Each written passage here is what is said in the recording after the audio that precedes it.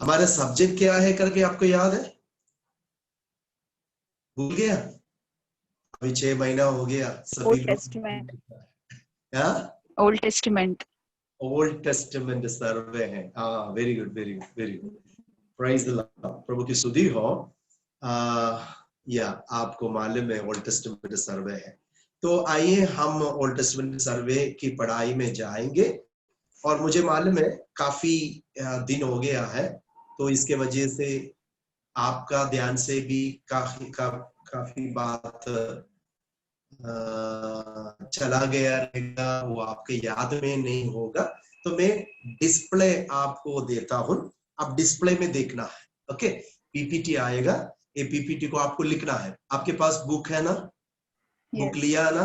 Okay, और Bible पास में रखना है, और जो कुछ भी डिस्प्ले में आएंगे वो पीपीटी वो आपको लिख के रखने का, ठीक है? और लेक्चर नोट जो कुछ भी मैं बताता है आप लिख के भी जाना है। और ये बहुत अच्छा है कि आप एक जगह में आपके मोबाइल रखिए, नहीं तो लैपटॉप रखिए, और ध्यान से वचन को सुनने का प्रयास कीजिए। ओके, प्रभु हमारे सहायता करेंगे, और प्रभु हमें और भी मदद करें। तो आइए हम हमारा सब्जेक्ट में प्रवेश करेंगे। हमारा सब्जेक्ट है ओल्ड टेस्टामेंट सर्वे है, तो पुराना नियम की हम पृष्ठभूमि से लेकर सारे पुस्तकों की एक सर्वे करने जा रहा है। और मुझे लगता है मैंने आपको इंट्रोडक्शन पार्ट में कुछ तो आपको, मुझे लगता है कि कितना तक मुझे सिखाया पता नहीं, इसके लिए मैं क्या करेंगे, इसको और एक बार आपको रिपीट करेंगे। मुझे लगता 2-3 स्लाइड मैंने आपको सिखाया था, आई थिंक, या यहाँ तक हम लोग पढ़ा था कि बाइबल की लैंग्वेज तक आया था, बराबर है, भाषा तक आया था। या तो हमने प्रारंभ से थोड़ा सा देखेंगे। को मालूम है ना कि ओल्ड टेस्टामेंट पुराना नियम, और बाइबल का अंदर कितना पुस्तक है? 66 पुस्तक है। ओके, 66 पुस्तक का एक झुंड है, लाइब्रेरी है बाइबल। 66 बुक है ये। ओके, वो एक पुस्तक के अंदर 66 बुक है।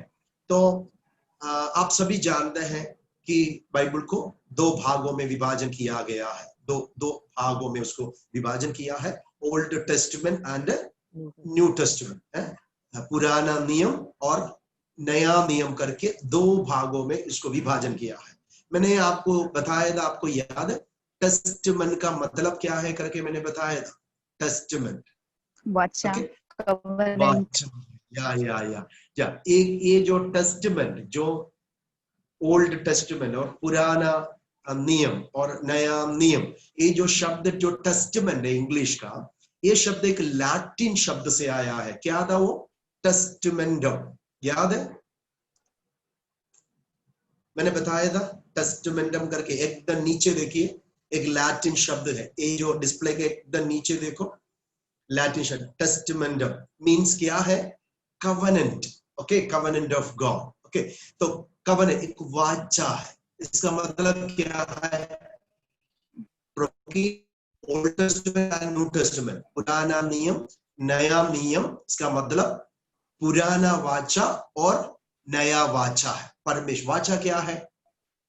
मैंने आपको बताया था वाचा का अर्थ क्या है, मतलब क्या है कर कर उस समय में आपको बताया था। करार से भी बढ़कर है ये वाचा है। आपको मालूम है मराठी में नवा करार करके लिखा है, बराबर है? वो एक एग्रीमेंट को बताता है। एग्रीमेंट आपको मालूम है ना, एग्रीमेंट एक करार बनाता है, ये 2 व्यक्तियों के बीच में रहता है वो, ठीक है? लेकिन हमारा बाइबल का एक कवरेंट है, एक कवरेंट एग्रीमेंट का अवस्था क्या है? एग्रीमेंट क्या है? एग्रीमेंट तोड़ सकता है। क्या कर सकता है? तोड़ सकता है, क्योंकि उसको एक समय रहता है। आपको देखो, आपने एक रूम लिया, रेंट में एक रूम लिया, तो एग्रीमेंट होता है। ओके, वो आप दोनों के बीच में, वो जो रूम मालिक और आपके बीच में एग्रीमेंट रहता है। एग्रीमेंट में क्या है? एक सीमा रखता है, 1 साल नहीं तो 2 साल। उसके बाद क्या होता है? वो टाइम पीरियड खत्म होने से वो एग्रीमेंट का वैल्यू क्या होता, समाप्त होता है, उस वो मिट जाता है, तो वो एग्रीमेंट में कोई मतलब नहीं होता। तो एग्रीमेंट ऐसा रहता है, तोड़ सकता है। तो लेकिन कवनेंट का मतलब है, ये कवनेंट कभी भी तोड़ नहीं सकता है। एक सेकंड रुकिए।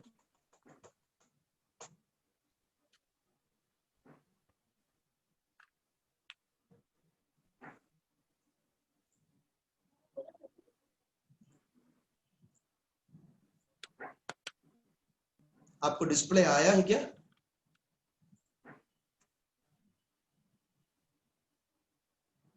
Yes. Okay okay. तो या वाचा ऐसा है, वो कभी कवनेंट ब्रेक नहीं कर सकता है, तोड़ नहीं सकता है। तो देखो, इसका मतलब आपको समझना है कि परमेश्वर ने पुराना वाचा और नया वाचा दिया। Praise the Lord. तो ओल्ड टेस्टामेंट कवनेंट, ओके, वो पुराना वाचा प्रभु ने, प्रभु के लोग जो इस्राएल के साथ किया गया था, इस्राएल के साथ किया गया था।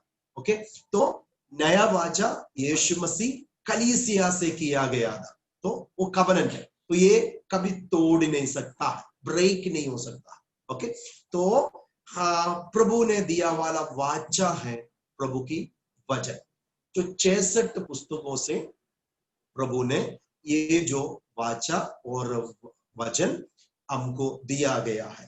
तो उसमें ओल्ड टेस्टामेंट और न्यू टेस्टामेंट करके दो विभाजन के साथ हमको दिया गया है। वो बातों को आपको मैंने उसी दिन बताया था। और आपके पास, हमारे पास जो बाइबल है, और उसको इंग्लिश में बाइबल करके बताता है, okay, the word Bible. Okay, तो उसके ग्रीक भाषा है, यूनानी भाषा, ओके, यूनानी भाषा है बिब्लिया। बिब्लिया करके शब्द से बाइबल जो शब्द आया है, ओके, बिब्लिया करके एक शब्द है, वहां से बाइबल करके शब्द आया है। और मैंने आपको ये बताया था, ये जो बाइबल जो लिखने का समय 1600 ईयर से, साल से ये वचन की लिखने का समय था। ओके, 40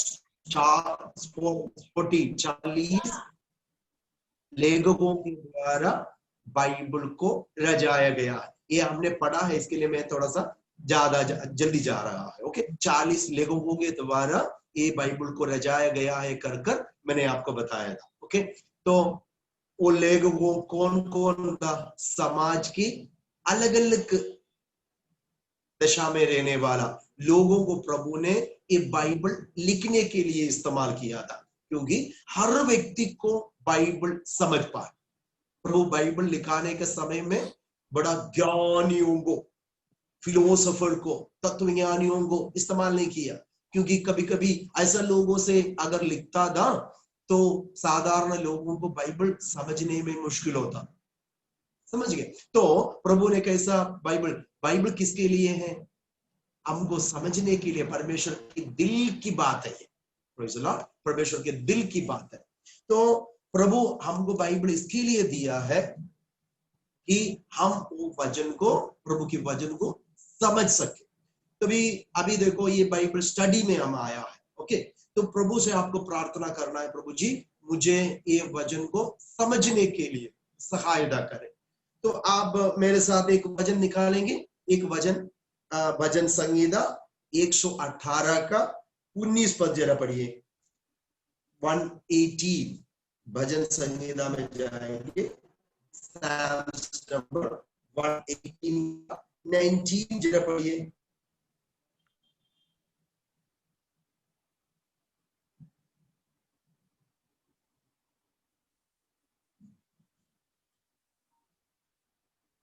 हेलो,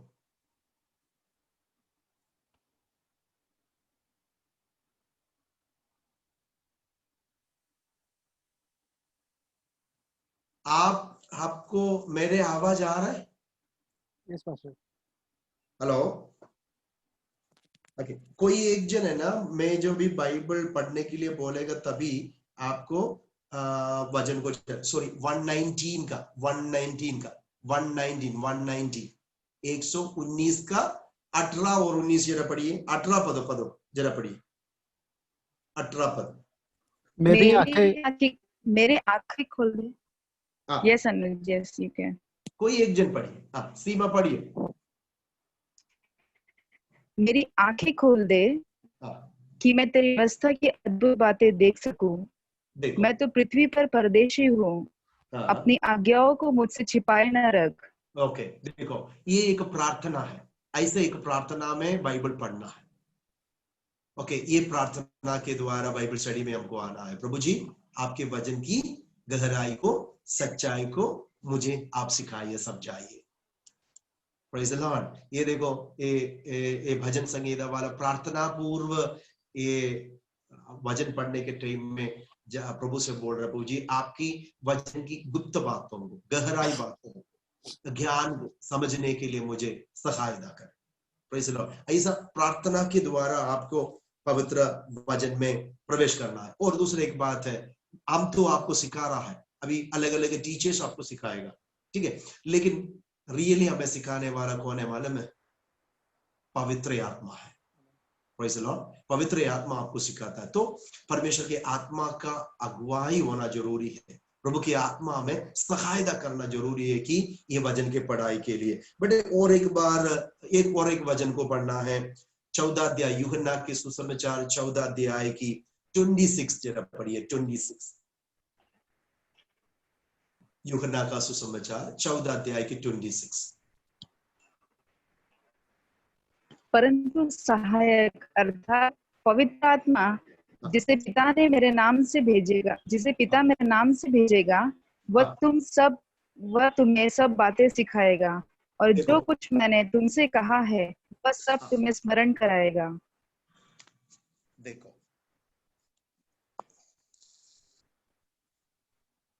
जो कुछ बातें मैंने तुमको सिखाया वो सब कुछ तुम्हें भी क्या करेंगे, हमें सिखाने वाला कौन है?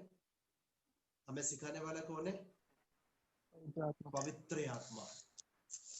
Oh my God. हेलो, मुझे डिस्टर्ब मत करो, मैं क्लास में है बैठी, मैं क्लास ले रहा है, प्लीज डिस्टर्ब मत करो। अब CGA डालो, CGA, कैपिटल डालना पड़ेगा, बड़ा अक्षर, कैपिटल लेटर, बड़ा अक्षर डालो।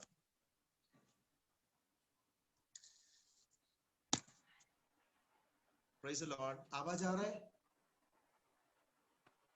Can you hear me? Okay, okay, okay. तो इधर हमें सिखाने वाला पवित्र आत्मा है। पवित्र आत्मा की ओर से हमको परमेश्वर के वचन सीख सकता है। कारण पवित्र आत्मा है रियल ऑथर। वचन को लिखा वाला कौन है मालूम है? पवित्र आत्मा है। यशायाह के पुस्तकों में जाइए, आप सभी बाइबल निकालना है, आपके पास बाइबल होना चाहिए। ओके, यशायाह की पुस्तक निकालिए, उसकी 34 का 16 आयत को जरा पढ़िए। अभी आ रहा है आवाज? अभी आवाज आ रहा है मेरा? कैन यू हियर मी सीमा?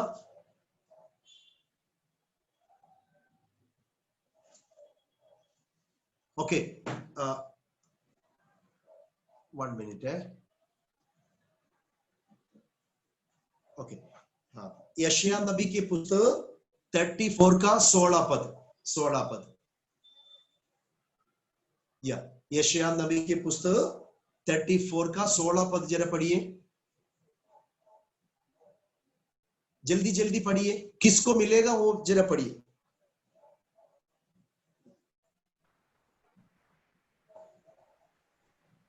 हिजकिय्याह की मत सुनो। अशूर का राजा कहता है, भेड़ भेजकर मुझे प्रसन्न करो और मेरे पास निकाल ले आओ। It's correct? आपकी आवाज बराबर नहीं आ रहा था। सबको सुनाई दे रहा है उनकी आवाज? ओके, और एक बार पढ़िए बेटे। यशाया 36:16 नो। हाँ, 34 का हिजकिय्याह की 16। मत सुनो। ओके, नहीं नहीं नहीं नहीं 34 बेटे, 34 का 16 पद। 34:16। हाँ, 16। ओके। यहोवा की पुस्तक से ढूंढकर पढ़ो, इनमें से एक भी बात बिना देखो, पूरा हुए न यहोवा रहेगी। की, कोई हाँ को, हाँ आगे पढ़ो। हाँ, पढ़ते जाओ। बिना कोई बिना जोड़ा न रहेगा, क्योंकि हाँ मैंने अपने मुंह से यह आज्ञा दी है और हाँ, उसी की आत्मा ने उन्हें इकट्ठा किया है। देखो, उन्हीं की आत्मा, उन्हीं की आत्मा उसके उन्हें इकट्ठा किया है। कितना पुस्तक है? 66 पुस्तकों को इकट्ठा कौन किया है? पवित्र आत्मा किया है। तो प्रभु की, यहोवा के वचन को ढूंढ के देखो, सब कुछ आपको मिलेगा, सारे बात तो आपको मिलेगा वचन में। तो आपको, क्योंकि कोई मनुष्यों ने इकट्ठा नहीं किया है, परमेश्वर के वचन, इसके लिए प्रभु के आत्मा के द्वारा इसको जोड़ा गया है। तो हम जब भी बाइबल पढ़ने के टाइम में, ये पढ़ाई में पवित्र आत्मा का बड़ा अगुवाई हमें चाहिए। प्रार्थना पूर्व पवित्र आत्मा के हाथों में देना है, प्रभु की आत्मा हमें सिखाना है। कभी भी आप बाइबल पढ़ने के टाइम में ये बात आपके मन में रखना है। तो देखो, 40 लेखकों को, more than 40 authors directed by the Holi spirit, पवित्र आत्मा में वो लोग इंस्पायर्ड हो गया, प्रेरणा के द्वारा प्रभु की ये वचन को लिखा गया। तो प्रभु ने अलग अलग जगह के लोगों को, अवस्था में रहने वाले लोगों को, कौन कौन था? कुछ लोग चरवा लोग था, शेपर्ड था। कुछ लोग किसान थे और वो फार्मर्स थे। कुछ लोग तंबू बनाने वाले टेंट मेकर्स थे। कुछ लोग डॉक्टर्स थे और कुछ लोग फिशरमैन जो मछुए थे। कुछ लोग प्रीस्ट जो याजक थे और तत्वज्ञानी फिलोसफर्स। और उसके बाद राजाओं से, अलग अलग समाज की अलग अलग लोगों से परमेश्वर प्रभु के वचन को लिखने के लिए इस्तेमाल किया। आपको मालूम है ना, दाऊद एक चरवा था, है ना।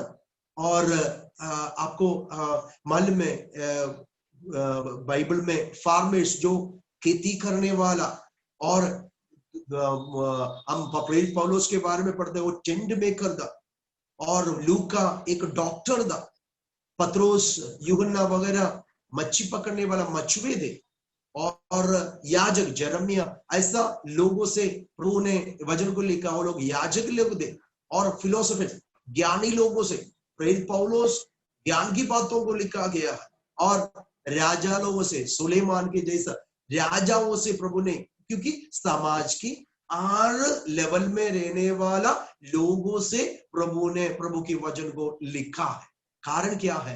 ये पृथ्वी में रहने वाला हर मनुष्य को, हर अवस्था में रहने वाला मनुष्य को पवित्र वचन समझ सके। शेक्सपियर के बारे में आपने सुना रहेगा। तो और फिलोसफी, तत्वज्ञानी लोग, सोक्रेटिस, प्लेटो, अरिस्टोटल, उन लोगों के बारे में आप सुना रहेगा। उन लोगों से अगर वचन लिखता था तो उनकी जो बातों को लिखने का जो शैली है, रचना है, बात है, साधारण लोगों को समझ नहीं पाता।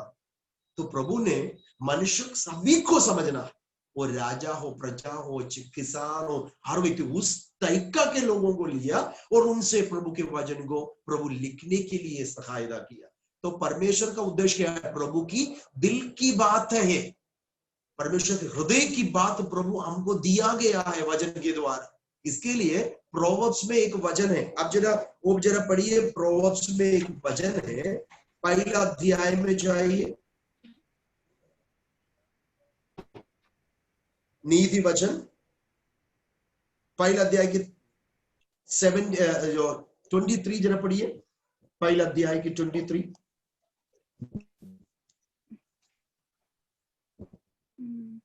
तुम मेरी डांट सुनकर मन फिराओ, हाँ, सुनो मैं अपनी आत्मा तुम्हारे लिए उंडेल दूंगी, हाँ, मैं तुमको अपने वचन बताऊंगी। हाँ। देखा प्रभु क्या बोल रहा है, मेरी ओर फिरने से मैं तुमको समझाने वाला है, मेरी आत्मा दूंगा और मैं ऐसा उठा लूंगा कि वो मेरे वचन तुझे समझाऊंगा।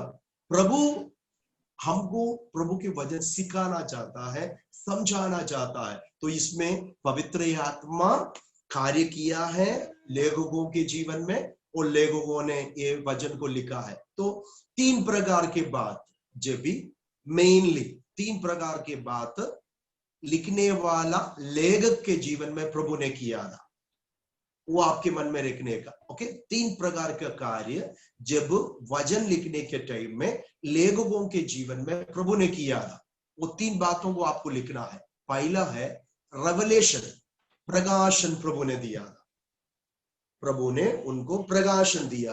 अब जरा उसको पढ़ना है, 1 सेकंड है।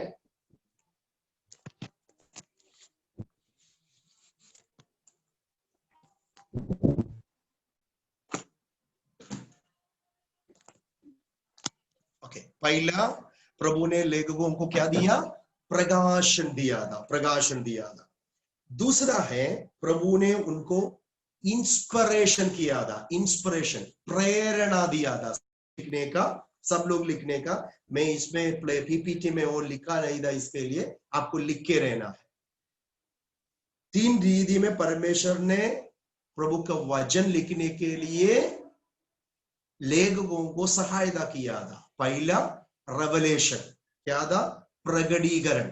दूसरा है प्रेरणा, इंस्पिरेशन। तीसरा है इल्यूमिनेशन, समझ प्रभु ने उनके अंदर दिया था, इल्यूमिनेशन, समझ।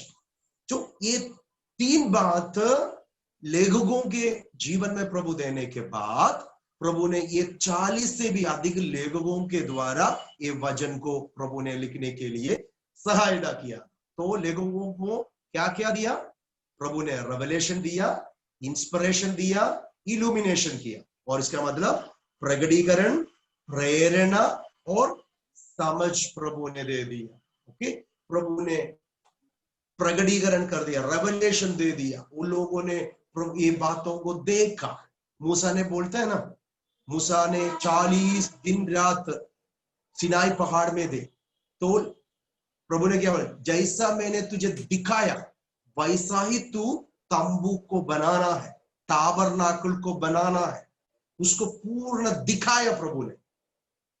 तो प्रभु ने प्रेरणा प्रगटीकरण लेखकों को दिया था, साथ ही पवित्र आत्मा उनको क्या कर दिया, प्रेरणा दिया।